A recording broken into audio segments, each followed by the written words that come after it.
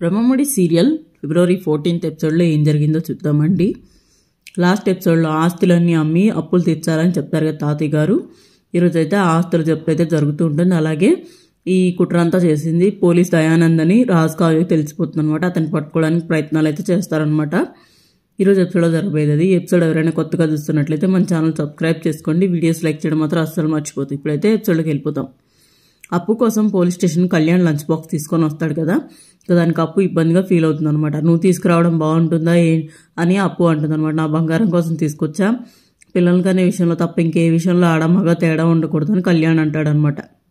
ఇంకా దాంతో పక్కనే ఉన్న కానిస్టేబుల్, పురుషుల్లో పుణ్యపురుషులు సార్ మీరు, నా మొగుడు ఉన్నాడు, అన్ని పనులు నేనే చేయాలి, పైగా పురుషాహంకారం చూపిస్తాడు, మీలాంటి భర్త దొరకడం మేడం అదృష్టం సార్, వచ్చే జన్మలైనా మీలాంటి భర్త దొరకాలని మనస్ఫూర్తిగా కోరుకుంటున్నాను అని కానిస్టేబుల్ పొగుడుతూ ఉంటుందన్నమాట. ఇంకా అప్పు కోపం చాలే అని వెళ్ళమంటుందన్నమాట. ఇంకా తర్వాత క్యాబిన్కు కళ్యాణ్ తీసుకెళ్తుంది. నా ముందే నా మొగుడిని పొగుడుతుంటే సిగ్గుపుడుతుంది, ఎందుకు ఆవిడ మీద అంత కోప్పడ్డామంటే దానికి చెప్తుందనమాట. నా ముందే నా మొగుడిని పొడుతుంటే సిగ్గుపుడుతుందని అప్పు అంటుందన్నమాట. నీకు అది కూడా ఉందా, నువ్వు సిగ్గు కూడా పడతావా అని అడుగుతాడనమాట.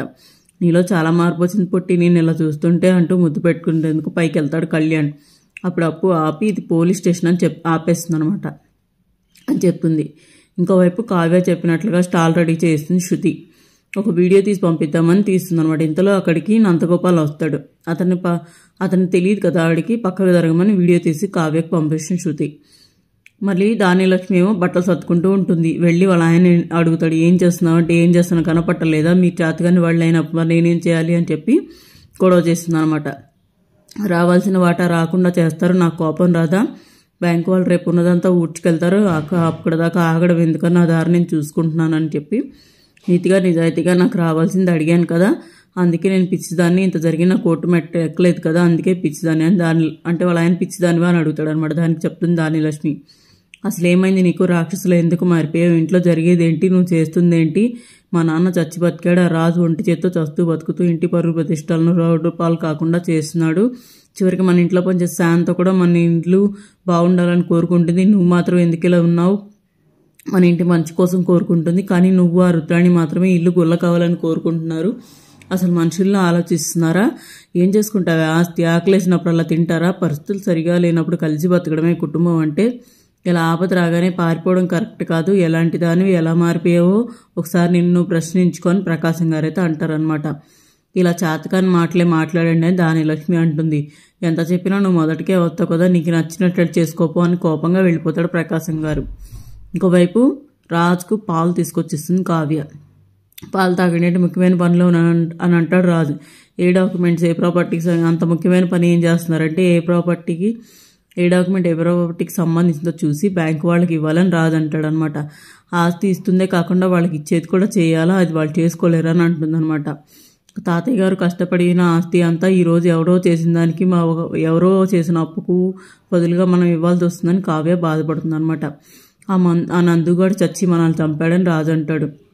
ఇంతలో కావ్యకు శృతి కాల్ చేసి, మన స్టాల్ రెడీ అయింది మేడం, మీరు ఒకసారి చూసి కరెక్షన్ చెప్తారా అని అడుగుతుంది. సరే చూస్తాను, ఫస్ట్ చూడండి అని గొడవ చేస్తుంది అనమాట కావ్య. నాకు ఇరిటేషన్ కావాలి, చూడను ఇప్పుడు కాదు అంటుంది. కానీ రాజు ఒకసారి చూసి చెప్పు ఏమైందిలే అంటాడు.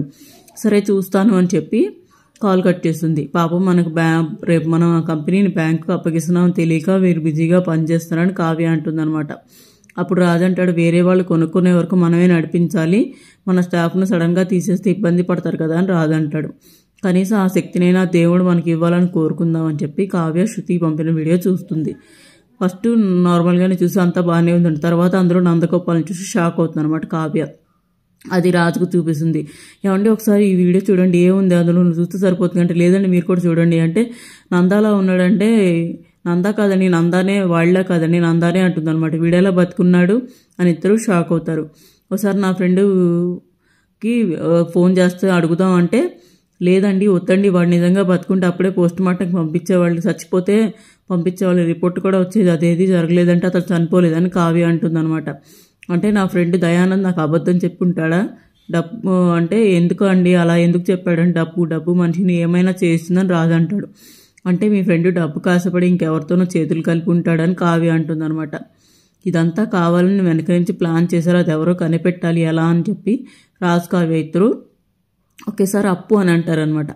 ఇంకా తర్వాత రాజ్ కావ్య తెల్లవారిన తర్వాత అప్పుని కలిసి చెప్తారనమాట. నంద చనిపోయినట్లు ఎస్ఐ నాటకం ఆడాడని రాజు అంటాడు. ఏంటి ఆ బండోడా, వాడి మీద కంప్లైంట్స్ వచ్చాయి, మనకి ఇంత ద్రోహం చేస్తాడని అప్పు అంటుంది.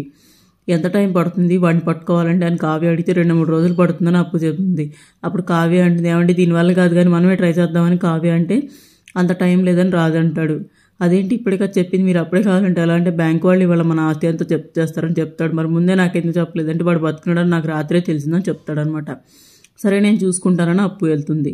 ఇంకోవైపు అప్పు దగ్గరికి వచ్చి ఎస్ఐ ఫోన్ కాల్స్ ట్యాపింగ్ చేసామండి అని చెప్పి చేయించామని మీకు వాట్సాప్ చేసామని చెప్పి వెళ్ళిపోతుంది కానిస్టేబుల్. ఆ ఫోన్ కాల్స్ వింటుంది అప్పు. అందులో నంద ఎస్ఐ 10 లక్షలకు మాట్లాడుకున్న డీల్ ఉంటుందన్నమాట. అక్క చెప్పింది నిజమేనా, ఈ నంద బతికే ఉన్నాడు, ఆ ఫ్రాడ్కు ఆ పోలీస్ డ్రెస్ వేసుకున్న ఫ్రాడ్ సహాయం చేస్తున్నాడు అనమాట అని అప్పు అంటుంది. ఇంతలో ఎస్ఐ వచ్చి నాకు లీవ్ కావాలి, వెళ్ళిపోకపోతే చాలా లాస్ అవుతానని భయంగా చెప్తాడనమాట. సరే అని లీవ్ ఇస్తుంది అప్పు. డబ్బు కోసం అడ్డదారులు తొక్కుతావా, నిన్ను పట్టించి నా అక్క అత్తగారి కుటుంబాన్ని కాపాడుకుంటారని అప్పు అంటుందన్నమాట. ఇంకా ఆ తర్వాత ఇంటి డాక్యుమెంట్స్ వల్ల 100 కోట్లు కావట్లేదు, ఆ బ్యాంక్ వాళ్ళు వస్తారనమాట. వచ్చి వాళ్ళ ప్రాపర్టీ డాక్యుమెంట్స్ అనేవి చెక్ చేసి వీటి వల్ల అప్పు సరిపోవట్లేదు, మీ నగలు వెండి మార్కెట్ షేర్స్ కూడా కావాలని బ్యాంక్ వాళ్ళు అంటారు. అందరినీ ఒంటి మీద నగలు తీయమంటారు అన్నమాట. దాంతో రుద్రాణి, ధాన్యలక్ష్మి, అపర్ణ నగలు ఇస్తారు. ఇవి సరిపోవు, మీ ఇంట్లో గోల్డ్ కూడా తీసుకురండి అని బ్యాంక్ వాళ్ళు అంటారు. ఇంకో వాళ్ళు తెచ్చిస్తూ ఉంటారనమాట. ఇంకోవైపు ఎస్ఐని అప్పు ఫాలో అవుతూ ఉంటుంది. ఇంటి డాక్యుమెంట్స్ గోల్డ్ తీసుకొచ్చిస్తారు రాజు, అపర్ణ, ఇందిరాదేవి. అటు జరుగుతుంది, ఇది ఇటు జరుగుతుంది అనమాట. అప్పుడు ఆ ఇందిరాదేవి గారు అంటారు, మంగళసూత్రాలు తప్ప అన్నీ మేము ముందు పెట్టామని అంటే అమ్మాయి ఎంత కరడుగట్టిన అప్పుడైనా వాటిని తీయమని అడిగారు కదా అని బ్యాంక్ అతను అంటాడనమాట. ఇందులో స్వప్న వెళ్ళి తన దగ్గర ఉన్న గోల్డ్ నెక్లెస్, సీతారామయ్య గారు గిఫ్ట్గా ఇచ్చిన ఆస్తి డాక్యుమెంట్స్ కూడా ఇస్తుంది. అవన్నీ ఎందుకు ఇస్తున్నావు అని రాహుల్ అంటాడు. ఒకప్పుడు ఆస్తులు చూసే నేను చేసుకున్నాను, కానీ నా బిడ్డ కోసం తాతయ్య ఆస్తి ఇచ్చారు, ఇప్పుడు ఇదంతా చూస్తూ ఉండలేకపోతున్నాను స్వప్న అంటుందన్నమాట. అంతా చేసినంతా చేసి ఇప్పుడు నీతి వాక్యాలు చెప్తున్నారని రుద్రాణి అంటుందన్నమాట. దానికి కావ్య అంటుంది, చాలా గొప్ప పని చేసావు అక్క నువ్వు. అప్పుడు రుద్రాణి చిరాకు పడుతుంది అనమాట, చేసినంత చేసి నీతి వాక్యాలు చెప్తున్నారా అని. దాంతో అంతా తాతయ్య ఆస్తే కదా అని కౌంటర్ వేస్తుంది స్వప్న. ఏదో మీ మామగారు ఆస్తి దోచిపెట్టినట్టు బాధపడతారేంటి, అంతా తాతయ్య ఆస్తియే కదా అంటుందన్నమాట. ఒంటి మీద నగలు కూడా లేకుండా చేశారని ధాన్యలక్ష్మి అంటే రుద్రాణి అంటుంది, ఏమంటే ఈవిడ సగమే ఇచ్చిందని ఇరికిస్తుంది అనమాట. తీసుకురండి మేడం అని బ్యాంక్ అతను అనేసరికి ధాన్యలక్ష్మి వెళ్ళి తీసుకొస్తుంది. సుభాష్ దగ్గర ఉన్న ఇంపోర్టెడ్ వాచ్ కూడా తీసుకుంటారు అనమాట బ్యాంక్ వాళ్ళు. అప్పు ఇంకా ఫోన్ చేయలేదు, ఏమైందో వెళ్ళి కనుక్కొని వస్తాను అని చెప్పి కావ్య బయటికి వెళ్తుందనమాట. ఇంక ఈరోజు సీట్లు అయిపోయిందండి. కమింగ్ అప్లో అప్పుకు కాల్ చేసి ఏంటి పరిస్థితి అని కావ్య అడుగుతుంది. అతను పక్కా నందగడి దగ్గరికి వెళ్తున్నాడు, నా అనుమానం అక్క అని అప్పు అంటుంది. నేను వాడిని ఫాలో చేస్తున్నాను. ఒకవైపు ఆస్తి జప్తు చేసినట్లు సంతకం పెట్టమని బ్యాంక్ వాళ్ళు సీతారామయ్య గారికి పేపర్స్ ఇస్తారు. మరి అప్పు వచ్చి బ్యాంక్ ఆస్తి అంతా జప్తు కాకుండా చూస్తుందా, లేదంటే అప్పు పట్టుకోలేక ఫెయిల్ అవుతుందా ఏంటి అనేది రేపు ఎపిసోడ్లో చూద్దామండి. ఈరోజు ఎపిసోడ్ ఇక్కడితో అయిపోయింది. ఎపిసోడ్ మీకు నచ్చినట్లయితే మన ఛానల్ సబ్స్క్రైబ్ చేసుకోండి. వీడియోస్ లైక్ చేయడం మాత్రం అస్సలు మర్చిపోతుంది. Thank you so much for watching.